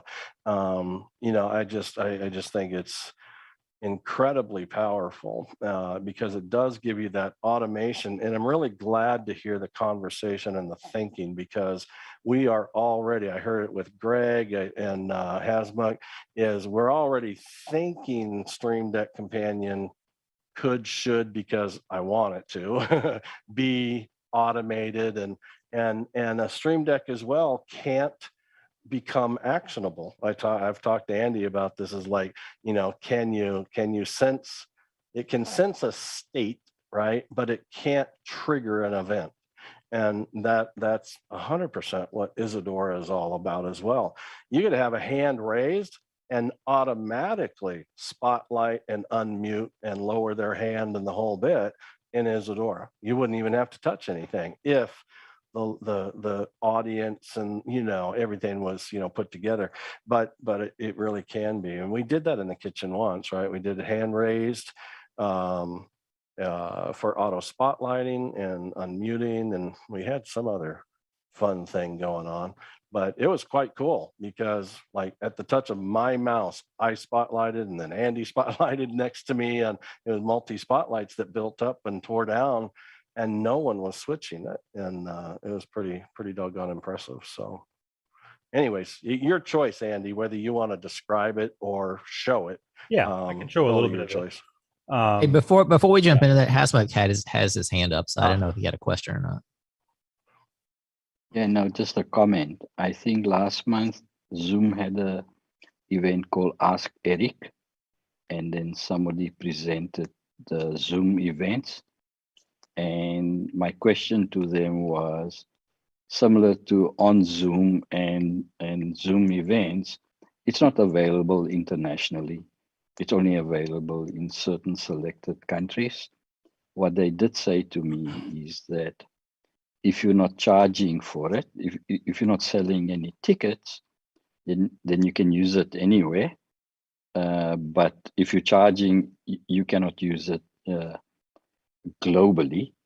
But they make the ability to register for that or to obtain the license for that quite cumbersome and quite difficult. So you have to go through a sales channel to get on Zoom or even Zoom events. Just a heads up for those who are not on the continent of US. Yeah, on Zoom's been one. It's been a beta product forever, and it's been US only as well. And where I don't think I don't know if it's I don't think on Zoom it's either. It's not the product as much as like currency conversion regulations, the investment from Zoom to invest in meeting regulations and so forth. But Zoom events is bigger, but it certainly can't. I don't think any product can escape those government, boundaries, if you will, based on policies and so forth. So Yeah, no, I understand it, but they're happy to take my license money every month. yeah, no, I understand. I would I will say if you think you're going to be using Zoom events, I would really focus tomorrow on getting a clear understanding of licensing, truly, because Yeah. I have looked at the pricing page on it and so forth, and it's webinar 500 or whatnot, and in Zoom events Yeah. 500. Yeah. And the fact is you can buy 500 all you want. If what you have as a base license as a Zoom account holder as 100, you're not going to get the 500 till you up your 100. It's going to be the most restrictive because you're still stacking. Buying into Zoom events is not enabling us to cancel our previous subscriptions. It actually builds on top of that. So just a heads up for everybody on that. Right. So you don't run into issues in real time is all. So Well, Jeff, all right.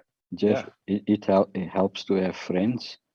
I'm trying to move the cooking show onto Zoom events if I can. So I know somebody in the office hours community who may have a son who works somewhere. Yeah. So he got the son to watch the cooking show. So there's a different way of getting things done. Sometimes. Yeah. we went down that avenue yesterday, didn't we, Robert? It's a good contact to have for sure. I gotta go, Jeff. Thanks very much. Thanks, guys. Good seeing you, Hasmukh. Thanks for hanging out with us. Take care. All right, let's have. Who do we have? We got Kuhn, Andy, Robert, myself, and three other off camera. So there he is, David. All right, cool. So enough to, I think, take this in, and especially for the replays. But I think it's worth showing because it's examples like this that now I'm still getting started with Isadora, but really convinced me. One, when do I need Isadora? Two, it really convinced me to start, beginning to understand, how to use it and so forth. Three, the more complex the project, the least I'm even going to try to use Isadora. I'm just going to pay Andy and his team to develop it because they can do it 10 times faster, probably more than that, than I can. And so it just makes a ton of sense to have it developed instead. So anyways, take it away, Andy. Absolutely. If real quick, I'm sorry, Robert, you have co-host, and Greg, you do too. I cannot do anything in my Zoom client right now as far as like spotlighting or things like that. So if one of you guys could manage that, that would be super, because I've got my hands tied. This interface is really messed up.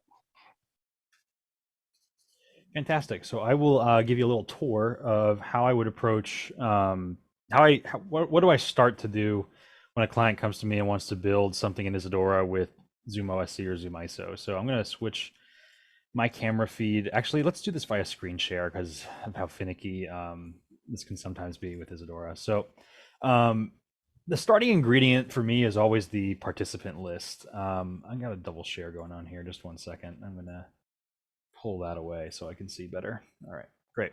So the starting ingredient is this list on the left-hand side. And this is something that I've created and we sell to our clients, which is basically a database manager. This is what it looks like at a 10,000 foot view on the right-hand side. And we've talked about Isadora a bunch before. It's basically a node programming language. It's a media server, but we use it a lot for data flow. So without zooming in super close and showing you all the nitty-gritty of it, you can kind of think of it like this is where information from ZoomISO or ZoomOSC about the meeting is coming in. The names, basically the list reply, that thing in companion that populates all the names on the keys. This section down here is state information. Somebody raises a hand, somebody renames themselves, somebody turns their video on or off. This big chip in the center is the ZoomOSC database manager, which is a big JavaScript program that I wrote for Isadora that you can see it brings in a bunch of information about different people. It can update their hand rolls, gallery indices, statuses, all that kind of stuff.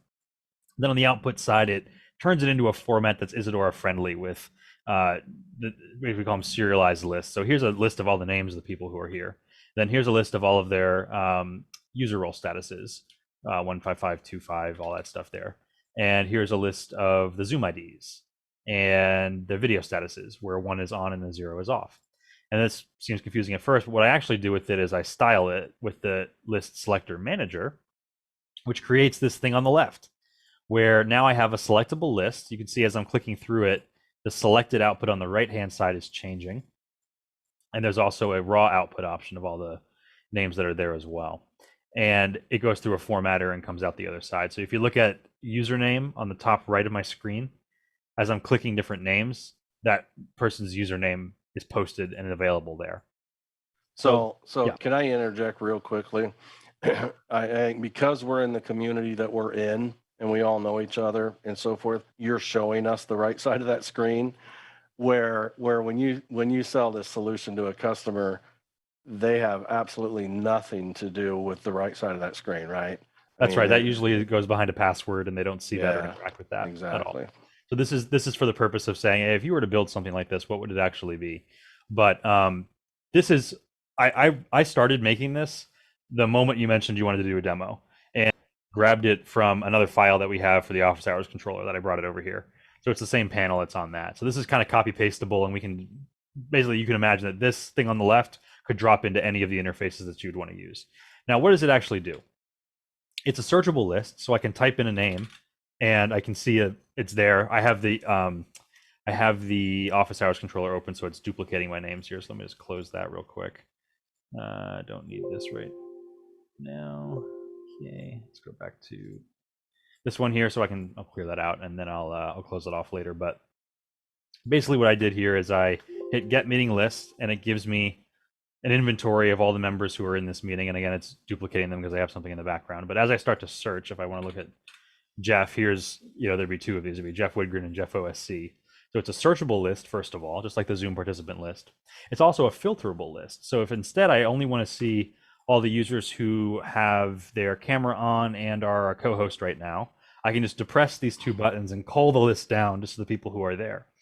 And in Greg's case, what I would do is I would turn the hand raise option on. So if somebody wants to raise their hand in Zoom, we should see you automatically show up in this list as a selection there. There we go. Thanks, guys. So now that you're in here, we have a hand icon that's there as well, and I can select you. So in Greg's case, where you might want to see, I only want to see people who have their hand raised and have video on. So now I've depressed these two conditions, and these are the only people who meet those criteria. Now what I could do is I could take the name that's over here on the right-hand side, and I could hook that up to the OSC transmit node, and I could build a sort of another column of controls. And this is very common in some of our searchable interface controllers. So what you'll do is you'll select a person, and then you'd select an action, just like in Companion. But the way that you're selecting them is enhanced in the sense that it's based on this better listing and this easier way of selecting and creating groups and things like that. So that's sort of where I would start. If we wanted to send a command to ZoomISO, and we wanted to do it inside of Isadora, and again, this is going to be on the programming side of Isadora. So if you're a client of ours, you're never dealing with this. But if you're just curious about how we actually do it, I would say, all right, let's say this is going to run on the same machine as my ZoomOSC. Let's say we'll do Spotlight for now because I'm on Windows. I'll use ZoomOSC. So I'm going to set my target port up to 9090. And the command is /zoom/username/ let's do add spot for now. I'll add you to a multi-spotlight. And the value is going to be a username. So I'm just going to hook up the username option here. Oh, and I want an OSC multi-transmit. That's my bad. I want this one. So I'm going to do this 9090/zoom/username/add spot, one parameter, and it'll just tie the username in as that parameter. Okay, now we need to trigger this. So maybe we want a button. So I'm going to go to the right-hand side, and I'm going to look for a button. So I'm going to go back to edit mode, take a button, and I'll make this huge for the purposes of demonstration. This will be add to spotlight, and it'll show up as that as well. So add to spotlight, and I'll make the font really large on this. Let's do maybe 16 as the font size there, and I'll make maybe the background color a little darker, maybe something like a dark blue. It's kind of cool. And we want it to be a momentary, so we want it to be basically press and release, and we don't want to send the off state of the button. And I'm going to hit OK on that. So now I have a button, and you see it's got this little 1 in the upper right-hand corner. This is how you relate the control panel to the node editor on the right side. So if I want to fire the transmit pin of this thing, I click on transmit and I put control ID link 1. And now when I disable edit mode, select a user like Jeff Widgren, and I hit add to spotlight. I don't have co-host permission in ZoomOSC. That's going to be hard because Jeff is going to have a hard time getting that to me. Let me see. Maybe I'll do something that's a little more just like chat, and then I want to do just a hello message, and then I could say, instead of add to spotlight, I want to say maybe send message. So I'm going to just replace that text with send message, and then we need a space to put our message. So let me do an edit text field, so I can put some text in here. And I'm going to hook that up to control ID link 2. All right, we'll turn off edit mode again, and we'll say howdy.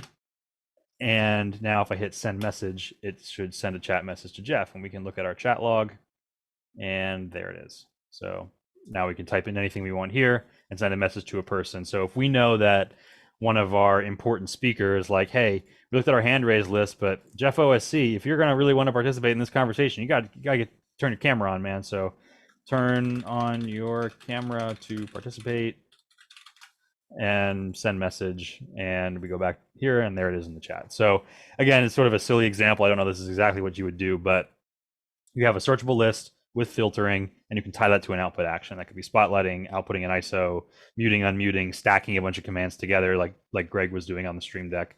And it only takes a couple of minutes to put it together if you know kind of how to navigate it. And if you're purchasing an interface from us, we just sort of set up the left-hand side for you with the specific parameters that you've asked for, and then we sort of ship it over, and it's good to go. So that's how I would approach sort of getting started. I would copy paste this list over, and then I would start to add commands for the people that you select. This is, again, one way of doing it in sort of it's the most intuitive way, maybe if you're coming from a Stream Deck world where you're selecting people and then doing actions. There's all sorts of things we could do, from huge input-output automations, have people who raise their hand automatically get added to a multi-spotlight, things like that. Would be really easy to do. So, but this is how I would introduce the concept. Is there a way to it always goes back to companion. Is there a way to is there a way to make this push button, or you always have to be in that interface to get No, you an can make actionable item out of it? companion control Isadora, absolutely. So you just use the there's a button inside of there's a type of button inside a companion that's just generic OSC, and you could have the generic OSC commands come into Isadora and then trigger the actions inside of Isadora. So if you wanted to have, and we do that all the time. If you need button presses because they're tactile, and I totally agree with the advantage of that. You can have companion talk to Isadora to execute the action. We do this all the time where we'll make browser interfaces or things in Universe or things in Companion that are really just a front end for a huge Isadora logic engine that's doing a whole lot of complicated stuff that those programs can't do. And they're leveraging a bunch of data and communicating with a bunch of different apps. But for the end user, it's a familiar and friendly interface. So if you don't like the way that the Isadora interface is styled, you can use anything you want, so long as it can communicate via OSC. So like when I contracted with you on a project, you guys developed it. I, acted on behalf of the customer as far as requirements and things like that. We all tested and demoed together. You delivered me a file that, we worked together on the end of that last project, but you would deliver me the Isadora file, which you can protect the back-end code and so forth, so we don't, either protecting intellectual property and or simply protecting us from ourselves, right? Whichever way you want Not to look everybody at you it. want to be able to screw around with those nodes, right? Exactly. But in order to be able to use that solution, you download and install Isadora and run the file. You don't have to pay for it. Right? I mean, we have to pay you, but we don't have to pay for the Isadora engine to run the code or logic that you've developed, right? That's right. You just download it on the website, and if we give you any plugins, we send those over, and then you just launch our file that we send you. So if you were to send us that file intentionally unlocked, and we had a paid-for version of Isadora, then we could still run it, but we could actually make changes and save the changes. That's the difference between licensed and unlicensed, I think. It's the only difference, actually, between Isadora licensed and unlicensed is the ability to save your work. So cool. That allows us to distribute to clients without them having to incur cost. But for those who want to play ball, they can buy an Isadora license, and then Isadora is happy that people are paying them and trying it out.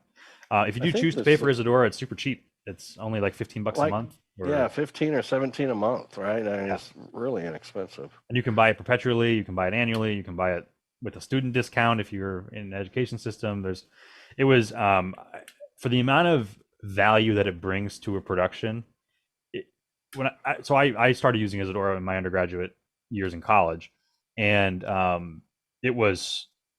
think it was like $7 a month for me to be able to use it with a student discount, and it was more valuable than any textbook I spent 100 times that amount on, because of the things that it let me do and the things that it let me try. So it was really, really worth it for the value add that it brings. So definitely worth checking out. So was it exciting when you finally got to meet Mark? Because my gosh, I had to prevent myself from time before that, right? Yeah, I'd used it for years, and I'd heard of Mark as this sort of legendary, creator. He emailed me, actually, which was so astounding. I was really excited to meet him, and I had to keep myself from fangirling when we first met him. But I'm really excited that. Mark was great to meet, but to work alongside of, and I developed plugins for Isadora now, and I work really closely on sort of the strategy of Isadora and things like that to try to make it relevant for broadcast. So he's cool to meet. He's even better to work with. So he's a great guy. That's cool. Well, thanks for that overview. It's a great tool. It definitely has its place, even if we aren't developers, we don't have to know how to write code, although it can hook back to a JavaScript file I've heard you reference. And, I'm super familiar with JavaScript, but, it takes time, and you're always debugging, and, anything you can drag and drop in a node mode just kicks butt. So very good. I don't even know how I'm going to end this meeting. I think I'm going to have to open my task manager. So can you explain what you're dealing with on your side? The interface is, the Zoom interface is just like completely hosed up. I can see rows of what I know would be names, like the pictures. Those who have pictures instead of letters, icons next to their name, I can see those. The names, I don't know. You know how the participant list changes, anyways, because it's changed so much over the time. It's like restamping, and and on top of the last one, on top of the last one, and so it looks like it's just totally inked out. So there's certain areas that, like, your video is live. I can see that. I can see the thumbnails, but the surrounding interface of the application and then the content of participants in chat, absolutely unusable. Can't click. It doesn't react to me. My toolbar, I can see the labels, but I can't see the icons or the buttons. If I click on, yeah, see, if even though I can see now the label for security, clicking on it does nothing for me. So I texted Greg a long time ago, actually, during this meeting. And I know he hasn't probably seen it because he stays pretty focused, but I said, hey, this thing's really messing with me. I'm going to give you host. Then I realized I can't even give anybody host. It's just not functional. So, kind of to a you might think you sent me. Oh, did you send me a text? It was a text, yeah. Oh, okay. Now I see. I was looking at chat. Yeah. Yeah, no big deal. Yeah, I can't don't if Jeff drops out, doesn't I just wanted it to be designated. Yeah, but if Jeff drops out, doesn't it pass host to somebody else? It does, absolutely. And it would probably, in my case, it would probably pass it to Robert, because he is a co-host and he was the first co-host that was assigned before everybody else got here. But it does, it rolls over to a co-host. If there's multiples, it'll be first in, first in, last in type assignment. If there's no co-host and you were it, I think it still does it, is it will even, like, it gives a certain amount of time for me to disappear and come back, and I'll still, no one will be given host, and when I get back, I'll be host. The reset capability of the Zoom client when you get abruptly disconnected is unbelievably fast, how fast it reconnects. But if you can't return to where, you have a power outage or you lose a switch and it takes you a while to figure all that out and so forth, it will roll over host, even to an attendee.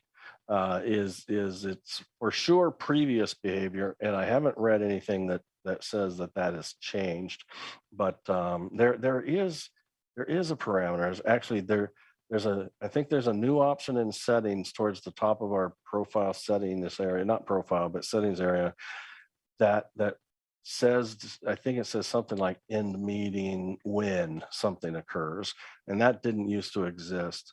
So, but if you don't do that, then it'll keep the meeting alive at kind of all costs, which some people just didn't agree with, because especially if it's like a public meeting, that could be a problem. But before we figure out a solution to end the meeting, let me ask Andy a quick question. So Andy, the list command, what criteria is it using to create the list and the buttons? Sure. So there's an output in ZoomOSC and ZoomISO called list output. And the list output is basically an OSC packet that is a full frame of data on each user. So it starts with what we call the output prefix, which is the 4 commands, 4 pieces of data that show up in every output that we have. It's your target ID, it's your username, it's where you are in the gallery view, and it's your Zoom ID. Those 4 pieces of information, anytime somebody raises a hand, turns their video on and off, mutes, unmutes, any of that stuff, anytime ZoomOSC sends that output information, it's those 4 pieces of information about that user. And then if there's anything additional, like they sent a chat message, that'll be the 5th. It'll show up in that 5th output. So the list output has those 4, and then it has an additional, I want to say 7 pieces of information that are the rest of the pieces of details about the user. What role are they in the meeting? Do they have their hand raised or not? Do do they have host, or I guess role as host or co-host, but it would extend to attendees and things like that as well. So it's 7 other parameters about that user, and it just sends over and over again this packet, and it goes, okay, we're going to do the packet for Greg. Now we're going to do the packet for Robert. Now we're going to do the packet for myself. And so it goes through and it sends all of those. Companion then receives those, and it parses them into the things that style the keys, and they power the dynamic variable system. They power the instance feedback system. That's how our return line works. In Isadora, I had to remake basically the same processor of that data, and that's that node, that kind of that central chip that I was showing before, that ingests all of that data and knows how to style that for key information and all of that. So that's we call that the reverse direction, basically the upstream data that comes from ZoomOSC to the hosting application. Downstream is very simple. You don't have to have an upstream downstream connection. You could have a one-way connection where it's just ZoomOSC is receiving an OSC packet via you typing out the API command and you typing in the name or the position or whatever you want to do. We find that the synergy of getting the information coming out of Zoom, then you selecting what actions you want to do and then sending it back creates a cycle that you don't have to know anything super technical about. So that's how that all works under the hood. A lot of JavaScript. A lot of JavaScript. Hello, David. I hope I didn't keep you waiting there too long. I just noticed you were there because it's on a separate computer. No, I was working and playing at the same time, so sorry for the cool. multitasking. All good. So Andy, cool. if I switched my setup over to use the gallery list, what am I losing? Is there an advantage, disadvantage? On macOS, I would say there's okay, yeah, let's think about that. So gallery list has the advantage of reflecting the order of the gallery view, but the disadvantage that it can change. So if you are a big muscle memory person for knowing like, oh, my host is always here and I can, tap with my index finger and tap them there, the gallery has the potential to change. So that can disrupt your muscle memory. Whereas the sequenced list, it doesn't change unless people log out, and it's more unusual for that to change. Then favorites don't change at all. So if you're really like a muscle memory, like I want my people on this key and I don't want them to move, that's where those lists become helpful. Gallery index is its advantages and its disadvantages that it's the gallery view, which can change. Now the other disadvantage is if you are not in gallery view or you have non-video participants hidden and the person you want has video off, they're not in your gallery view. They're not going to show up on your stream deck at that point. So the advantage and disadvantage is exactly the same as the advantage and disadvantage of doing an action by clicking on them in the gallery view. They have to be there, you have to be able to see them, and you have to be in gallery view, and they can change position. So that's what I would consider the disadvantage. Its greatest strength is its greatest weakness, kind of thing. Yeah. Right. But in my use case, right. It's all use case dependent, right? There's not some big I mean, the only like true got you is that gallery index is basically unserviceable on Windows. Like I wouldn't bother using it on Windows because it's just too much to set up. On Mac OS, it just all automatically works because the SDK on Mac OS is more mature. So we're able to hook into more things that make it work completely seamlessly and automatically. Whereas on Windows, there's like, oh, you got to remember this setting, you got to remember to do this, and you got to do that. Okay, let me ask you another dumb question. So let's say I'm running ZoomISO on my Mac, but I'm routing my Stream Deck buttons to my companion instance on PC. Mm-hmm. Does what you just said about that's fine gallery index being unusable because I'm running it's hosted on a Mac? That's what I need, right? That's right. Yeah, you can host this on Linux, on a Pi, on whatever you'd like. It's the same companion code. The ZoomOSC client is a different code base for each platform that it's on because the Zoom SDKs are written in different programming languages for Windows and Mac OS. So all that matters is the functionality of ZoomOSC is tied to which version of the app is running on which operating system, but the companion instance is just communicating via the network with it. So there's no platform specific considerations at that point. And I've never gotten the sense. I may have started this way. It's like, hey, what page do I want to build? That's going to be my page on a Stream Deck. The fact of the matter is now I probably have at least 12 pages and I always have those 12 pages, and they're not perfect. Some of them are ugly right now, and they build and so forth. Some deal with vMix specifically. Some are kind of a hybrid of OSC and vMix. But one is gallery position, one is target ID, one is selectable people. I mean, and so I can flip between those pages, pretty quickly in the sense that, if you thought everything was going to be cool on a gallery type, page, and something, went wrong and it was unanticipated, flip to a target ID or flip to a favorites page. I mean, I've asked Andy this question before is, if I reference the audience, in a Zoom meeting on my Stream Deck on 10 different pages, so 10 different times I reference them, is there some burden for doing that? And the answer has been no to negligible. So it's just, and we've gone over it before, Greg. Is there's advantages and disadvantages to target ID, Zoom ID, gallery position. It's like, one survives the target ID. I think the whole reason Andy created target ID was it can survive a disconnect, because so you disconnect and you come back in, as long as you didn't change your name while you were disconnected, you're going to come back in, it'll be a name match, and you're going to have the same exact target ID again. And so your button will continue to work, if you will, in Companion. But then, the other references have different characteristics. Zoom IDs obviously don't survive disconnects, but target IDs, where they have an advantage of surviving a disconnect, they don't have the advantage of not caring about your name match. Yeah, it's absolutely bound to that perfect name match as well. Even case sensitive too, Andy, isn't it? Yeah, absolutely. It's got to be perfect. Yeah, it's a perfect match. So, they're just, pros and cons.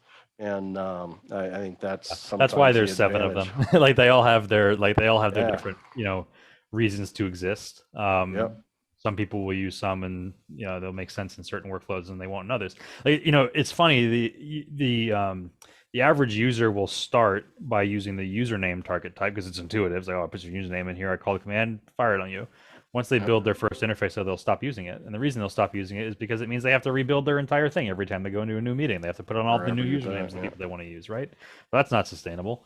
So under the hood, actually what you've been using is Zoom IDs, because that's what Companion actually does. It hashes all the different pieces of information down into your Zoom ID, and then it sends it as an OSC command to ZoomOSC to do the action. So you've actually, while it might look like you're using username, you're using Zoom ID this entire time. You just don't realize it. So it's they all exist for certain reasons, and each one of them was built because of a different production I was in that needed that certain workflow to be enabled. So going back to our early conversation, it was imperative that we were, a production company for the majority of 2020, so that we could figure all this stuff out and then figure out how to make it kind of repeatable in the product and intuitive to use. So that was the impetus for the ZoomOSC 4 update. But I think I know I started thinking very differently from small meetings to larger meetings. Like when the people you don't particularly have to care about as far as spotlighting and so forth are in the hundreds, all of a sudden you're going, I don't want my Stream Deck to worry about those hundreds either. I only want the speakers, to be on my Stream Deck. And that's when I forced myself to, ask Andy and Benjamin about, what's this custom target ID list, that you can build, and what's its advantage and so forth. And so now, out of the 1,000 people in the meeting, it's reading, I create a text file, load it into ZoomOSC's memory, and says, hey, these 12 people, that's all I care about. Boom, boom, boom. They show up on the Stream Deck because it's sitting there waiting for the first 12 target ID numbers. I just gave it to them from a text file, and it ignores the entire rest of the meeting because they're people that I don't have to manage on camera. And so, yeah, it's just the whole mindset where, in a meeting of 15 people, Heck, a dynamic page that just fully populates, that's no big deal to me. You know, I can ignore them if they're there. That's fine. But yeah, it's super cool. And it took me a while. I mean, it really took me a while to really start getting my mind around, you know, some of the pieces and parts. And I'm still pretty infantile on the whole library. I mean, there's tons of commands I've never even looked at yet. You know, There's some wacky ones. There's a lot of like, set my optimized setting for this mode of audio. Like, you know, there's all sorts of anything that most of the Zoom settings are settable there. But anyway, I have a turn into a pumpkin at 5 o'clock, so I'm going to have to go. Yep. But it was good seeing everybody again. Greg, thank you for sharing your workflow. It was really cool to see that. Thank you, Andy. Oh, of course. Very cool. Absolutely. And have a great show tomorrow as well. It'll be great. Take care. Yeah. Thanks, guys. I got to bounce myself, Jeff. So I appreciate it, everybody, and I will catch you on tomorrow. Yeah, we're gonna roll. I'm gonna go out with some slides and music, and I'll keep the meeting open, but I'll kill the streams for now. See you back here in a minute.